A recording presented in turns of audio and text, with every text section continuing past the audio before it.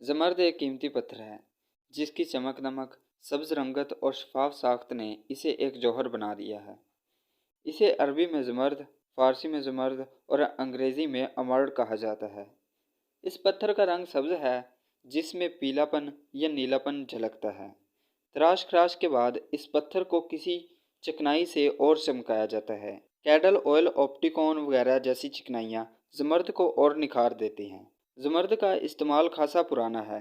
حضرت عیسیٰ علیہ السلام کی ولادت سے 1500 قبل اہل مصر اس پتھر کو زیورات اور ذبائح کے لیے استعمال کرتے تھے۔ دنیا کے بڑے بڑے ممالک جہاں زمرد کے جواہرات تیار کیے جاتے ہیں ان میں پہلا نمبر کولمبیا کا ہے، جہاں کل پیداوار کا 80% زمرد پیدا ہوتا ہے۔ اس کے بعد زامبیا کا نمبر ہے۔ یہ قیمتی پتھر پاکستان، افغانستان، مصر، قازقستان، صومالیہ، بھارت، افریقہ، اسپین، سوئٹزرلینڈ، تنزانیہ، روس، Bulgaria, Canada, Norway, Nigeria, Italy وغیرہ میں بھی ملتا ہے۔ آج کی ویڈیو کے لیے اتنا ہی، ملتے ہیں اگلی ویڈیو میں، تب تک اللہ نگہبان۔